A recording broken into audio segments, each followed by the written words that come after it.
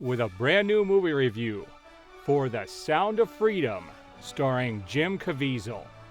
Now, if you don't know who Jim Caviezel is, he played Jesus in The Passion of the Christ and will reprising that role for the second film in the series that is going to be filmed by Mel Gibson, that is already filming or is going to start filming shortly. And in this film, he stars as Tim Ballard, a real-life individual who is a church of the member. He is actually a member of the Church of Jesus Christ of Latter-day Saints, which I happen to be a member of. And this is a story where he left his 10-year Homeland Security job to go after sex traffickers and to rescue children.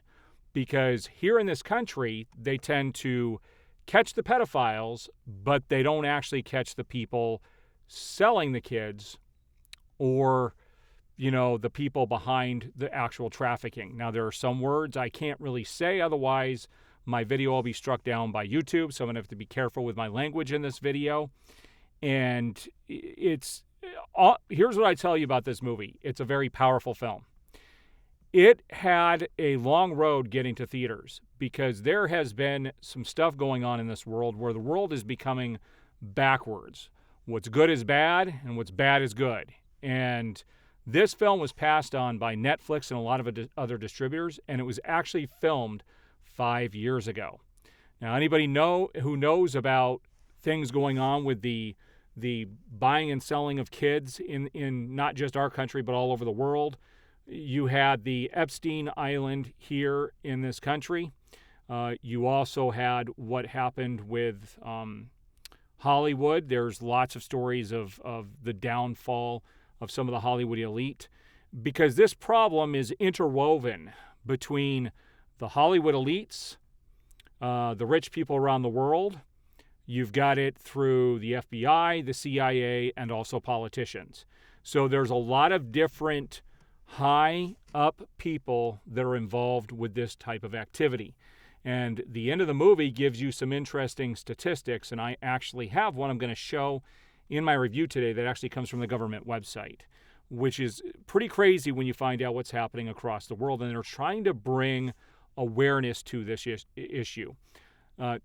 Children, they did reveal in the movie that there is more slavery in the world today than when it was banned many, many years ago, even here in the United States. That there are more slaves today than there ever has been in history, which is disheartening to find out those kind of statistics. And this movie really tugs at you. Now, it is based on a true story, and I'm going to talk about what the difference was between what we saw in the film and what actually happened in real life. But he did leave his job because the beginning of this movie shows a brother and sister in Mexico who are enticed to go to this. Basically, it's not a beauty pageant, but it's where they're getting talent. They're scouring through talent to see who could become famous, basically. And the father drops his two kids off at this hotel room, and they're like, you can't stay. You can come pick them up at 7 o'clock tonight. So he leaves and comes back at 7, and they're gone because they're being trafficked around the world. During this process, you have Jim Caviezel's character. They end up catching a pedophile, and he actually ends up leading to a way for them to get the brother back. And then it nags at him that they don't have the sister, and he starts thinking about him and his family. And the guy does have a big family. LDS people tend to have big families. I have 4 daughters myself, and so he thinks about his kids and not bringing them home, and it nags at him that that in this country they're allowed to go after the pedophiles, but they can't go after the people that are providing the kids for this to happen. And so he ends up leaving he doesn't leave his job just yet. He uses the government to help send him off to go find this girl.